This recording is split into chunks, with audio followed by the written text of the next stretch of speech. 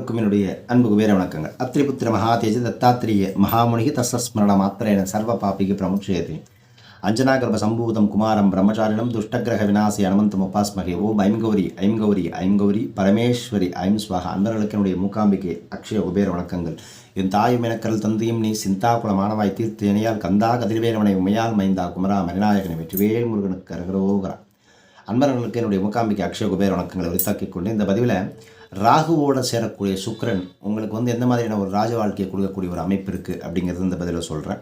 பொதுவாக ராகு பார்த்திங்கன்னா கண்டிப்பாக மிகப்பெரிய ஒரு நல்ல கிரகம். அதாவது சனிக்கும் ராகுக்கும் கம்பேர் பண்ணி பார்த்தீங்க அப்படின்னா சனி 0லேருந்து வளர்த்தி கொண்டு போவார். ராகு அப்படி கிடையாது. திடீர்னு கேட் ஓப்பன் பண்ணி எல்லாத்தையும் கொடுத்துருவார். என்ன பண்ணணும்னு தெரியாது, திக்குமுக்கு வாழ வைக்கும்.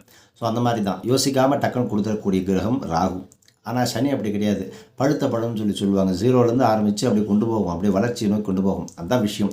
ராகு கொடுத்து கெடுப்பார், சனி கெடுத்துட்டு கொடுப்பாருங்க. ஒரு இதுக்கு முன்னாடி கெடுத்துட்டு கொடுப்பாருன்னா என்ன அர்த்தம் அப்படின்னு கேட்டிங்கன்னா, உங்களுக்கு 0லேருந்து ஒன்று ஒன்றா புரிய வச்சு வாழ்க்கைனா என்ன, காசுனா என்ன, பணம்னா என்ன, மக்கள்னா என்ன எல்லாத்தையும் அடிபடை வச்சு காலி பண்ணி உங்களுக்கு அதுக்கப்புறம் 100லேருந்து 150 200 500 1000 லட்சம் கோடின்னு கொண்டு போய் நிப்பாட்டுவார்.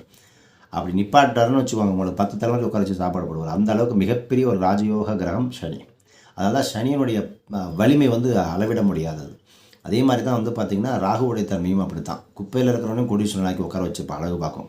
அதே மாதிரி பார்த்திங்கன்னா கேது அதுக்கு அப்படியே ஆப்போசிட்டு. கேதுவானவர் என்ன பண்ணுவார் அப்படின்னு கேட்டிங்கன்னா, அப்படியே ஞானத்தின் மூலியமாக பலவிதமான ராஜ சோபோகங்களை கொடுக்கக்கூடிய கிரகம். ஒவ்வொரு கிரகத்துக்கும் ஒரு காரகத்துவம் உண்டு. அப்போ இந்த ராகுவோட இந்த சுக்கிரன் சேரும்பொழுது எந்த மாதிரியான மாற்றங்களை பெறக்கூடிய ராசிகள் அப்படிங்கிறத இந்த பதிவில் சொல்கிறேன். எந்த மாதிரியான மாற்றங்களை இந்த ராசிகள் பெற போகிறாங்க. பொதுவாக ராகு மற்றும் சுக்கிரனுடைய சேர்க்கை புத்தாண்டில் நல்ல மாற்றத்தை கொடுக்க போகுது. அந்த நவகிரகத்தில் பொறுத்த வரைக்கும் ராகுக்கு அதுக்கு வீடு இல்லை அப்படிங்கிறதுனால அது ஒரு ஷேடோ பிளானட்டாக நம்ம சொல்லப்படக்கூடிய ஒரு அமைப்பு. சனி பகவானுக்கு அப்புறம் பார்த்திங்கன்னா மெதுவாக நகரக்கூடிய கிரகங்களாக இந்த கிரகங்கள், இந்த ஷேடோ பிளானட் இருக்குது. ஒரு ராசியிலேருந்து மற்றொரு ராசிக்கு பார்த்திங்கன்னா ராகு பகவான் 18 மாதங்கள் டைம் எடுக்கக்கூடிய ஒரு அமைப்பு. இந்த தற்போது ராகு பகவான் மீன ராசியிலும் கேது பகவான் பார்த்திங்கன்னா கன்னி ராசியிலும் ட்ராவல் பண்ணக்கூடிய ஒரு அமைப்பாக போய்கிட்டு இருக்குது. செல்வம், செழிப்பு, ஆடம்பரம் அதே மாதிரி உள்ளிட்டவங்களுக்கு எல்லாம் காரணகர்த்தாக இருக்கக்கூடியவர் சுக்கிர பகவான். அப்போது மாதத்திற்கு ஒரு முறை சுக்கிர பகவான் தன்னுடைய இடத்தை மாற்றக்கூடிய ஒரு அமைப்பு, மங்களகரகமாக விளங்கக்கூடிய சுக்கிரனுடைய அமைப்பு. அதனால தான் பாருங்கள், ஒரு மாதம் நடக்கக்கூடிய பிஸ்னஸ் இன்னொரு மாதம் இருக்காது, இன்னொரு மாதம் நடக்கக்கூடிய பிஸ்னஸ் இன்னொரு கன்சிஸ்டன்ஸாக பிஸ்னஸ் எப்பயுமே யாருக்கும் ஒரே மாதிரி இருக்காது. ஏன்னா சுக்கிர கிரகம் ஒரு மாதத்துலையும் ட்ராவல் ஆகிட்டே இருக்கும். இந்த மாதம் நடக்கக்கூடிய பிஸ்னஸ் அடுத்த மாதம் ஒன்றுமே இல்லாமல் இருக்கும். எப்பவுமே பிஸ்னஸ்ங்கிறது கன்சிஸ்டன்சியாக இருக்காது. அப்போது சுக்கிர கிரகமும் அப்படி தான் மாதம் மாதம் மாறும்பொழுது அதனுடைய அமைப்பு மாறிக்கிட்டே இருக்கும். அப்போ தற்போது மீனராசியில் இருக்கக்கூடிய ராகு பகவான் பார்த்திங்கன்னா 2024ஆம் ஆண்டு பிப்ரவரி மாதம் சுக்கிர பகவான் மீனராசிக்குள்ளே நுழையக்கூடிய ஒரு அமைப்பு. அதாவது சுக்கிரன் மற்றும் ராகு சேர்க்கை பார்த்திங்கன்னா 12 ராசிகளுக்கும் கண்டிப்பாக தாக்கத்தை மிகப்பெரிய அளவில் ஏற்படுத்தி கொடுக்கும். அதில் மிகப்பெரிய ஒரு லாபத்தை எல்லாம் மாறி குவிப்பார்கள். அதில் முதல்ல வரக்கூடிய ராசி பார்த்திங்கன்னா ரிஷபராசி. ராகு மற்றும் சுக்கிரனுடைய சேர்க்கை ரிஷபராசிக்கு புத்தாண்டுக்கு அப்புறம் நல்ல மாற்றத்தை கொடுக்க போகுது. 11ஆம் வீட்டில் பார்த்திங்கன்னா இது இந்த அமைப்பு நடக்க போகுது. உங்களுக்கு புதிதாக வீடு மற்றும் வாகனம் வாங்கக்கூடிய ஒரு அமைப்பெல்லாம் உண்டாக போகுது. வேலை செய்யக்கூடிய இடத்துல பதவி உயர்வு, சம்பள உயர்வு சம்மந்தப்பட்ட விஷயங்கள் எல்லாம் அதிகரிக்க வாய்ப்பு உள்ளது. உடல் ஆரோக்கியத்தில் மற்றும் கொஞ்சம் ஹெல்த்தை கேர் பண்ணிக்கோங்க போதும். அது மட்டும் இல்லாமல் பார்த்திங்கன்னா நண்பர்களோடு நேரம் செலவிடக்கூடிய ஒரு அமைப்பு இருக்குது. வாழ்க்கையினுடைய துணை ஆதரவு கண்டிப்பாக உங்களுக்கு சப்போர்ட் 100% கிடைக்க போகுது. நிதி நிலைமையில் கண்டிப்பாக நல்ல முன்னேற்றம் உண்டு. ரிஷபராசிக்காரர்களுக்கு அடுத்த வருடம் பிப்ரவரி மாதம் புத்தாண்டுலேருந்து உங்களுக்கு நல்ல மாற்றம் நடக்க போகுது. இதுவும் சேர்க்கை மட்டும்தான் பேசுகிறேன். நான் இன்னும் புத்தாண்டு பலன்களை பற்றி நான் உங்களுக்கு இன்னதை பற்றி தெளிவாக சொல்லலை. அதே மாதிரி அடுத்ததாக வரக்கூடிய ராசி எடுத்திங்க அப்படின்னு கேட்டிங்கன்னா மீன ராசிக்காரர்கள். உங்கள் ராசியில் பார்த்திங்கன்னா முதல் வீட்டில் பார்த்திங்கன்னா சுக்கிரனுடைய சேர்க்கை உங்களுக்கு நடக்கிறதுனால உடல் ஆரோக்கியத்தில் கண்டிப்பாக முன்னேற்றம் உண்டாகும். புதிய வருமானத்திற்கு உண்டான ஆதாரங்கள் எல்லாம் கண்டிப்பாக நடக்க போகுது. பணவரவில் கண்டிப்பாக எந்த குறையும் இருக்காது. உடன் பிறந்தவர்களால் கண்டிப்பாக உதவி கிடைக்கக்கூடிய ஒரு அமைப்பு. காதல் வாழ்க்கை கண்டிப்பாக நல்லாயிருக்கும். இதான் லவ் அஃபேர்ஸ் இருந்துச்சு அப்படின்னா கண்டிப்பாக நல்லாயிருக்கும்.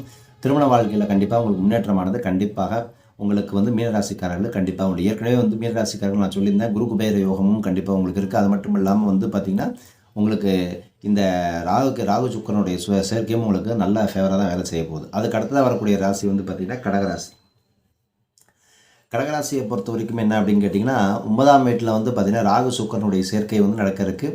இதனால் பார்த்திங்கன்னா கண்டிப்பாக மிகப்பெரிய முன்னேற்றமானது உங்கள் வாழ்க்கையில் கண்டிப்பாக ஏற்படக்கூடிய ஒரு அமைப்பும் இருக்குது. வியாபாரத்தில் பிஸ்னஸில் கண்டிப்பாக உங்களுக்கு நல்ல மாற்றம் உண்டு, கவலைப்பட வேண்டாம். தொழிலில் பார்த்திங்கன்னா உங்களுக்கு நல்ல லாபம் கிடைக்கும். அதே மாதிரி புதிதாக வீடு மற்றும் வாகனம் வாங்கக்கூடிய அமைப்பெல்லாம் உங்களுக்கு நல்ல மாற்றத்தை ஏற்படுத்தி கொடுக்கும். உங்களுக்கு கண்டிப்பாக இந்த ஸ்பிரிச்சுவல் ஓரியன்டு, ஆன்மீகம் சம்மந்தப்பட்ட விஷயங்கள், ஆன்மீகம் சம்மந்தப்பட்ட உதவிகளை செய்வது இதெல்லாம் நல்ல மாற்றத்தை ஏற்படுத்தி கொடுக்கும். குடும்பத்தில் கண்டிப்பாக மகிழ்ச்சியை ஏற்படுத்தி கொடுக்கக்கூடிய ஒரு காலகட்டமாக உங்களுக்கு இது அமையும். குழந்தைகளால் வந்து பார்த்திங்கன்னா நல்ல செய்திகளை எல்லாம் அனுபவிக்கக்கூடிய ஒரு அமைப்பு. வேலை செய்யக்கூடிய இடத்துல பதவி உயர்வு சம்மந்தப்பட்ட விஷயங்கள் கிடைக்கிறதுக்குள்ள வாய்ப்புகள் எல்லாம் கண்டிப்பாக உங்களுக்கு இந்த கடகராசிக்காரர்களுக்கு நிகழ இருக்கும்.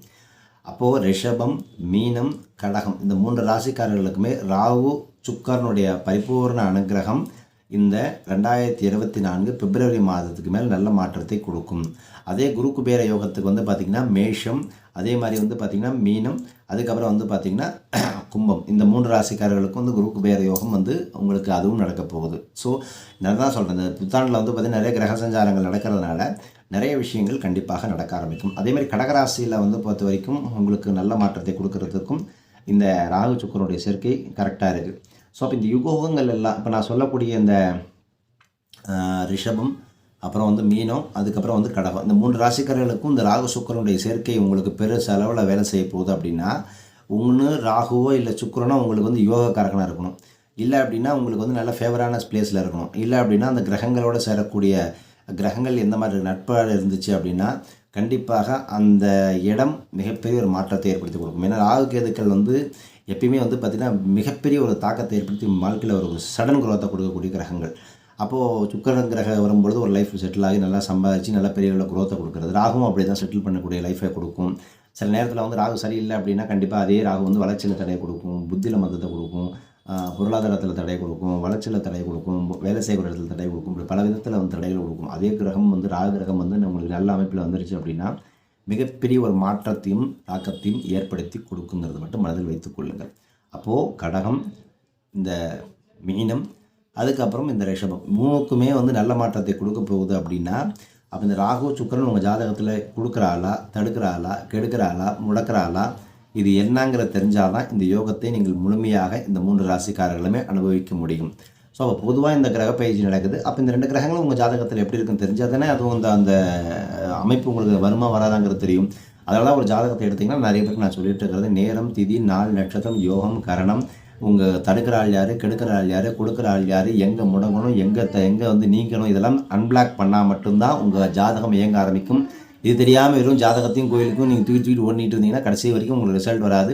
ஸோ அதை பற்றி தெளிவான டேட்டா உங்களுக்கு தெரியணும் அப்படின்னா கண்டிப்பாக கீழ்கண்ட நம்பருக்கு கான்டாக்ட் பண்ணி நீங்கள் கன்சல்டேஷன் எடுக்கும்போது உங்கள் ஜாதகத்தில் இருக்கக்கூடிய அத்தனை கிளாரிஃபிகேஷனும் நீங்கள் எடுத்துக்கிடலாம்.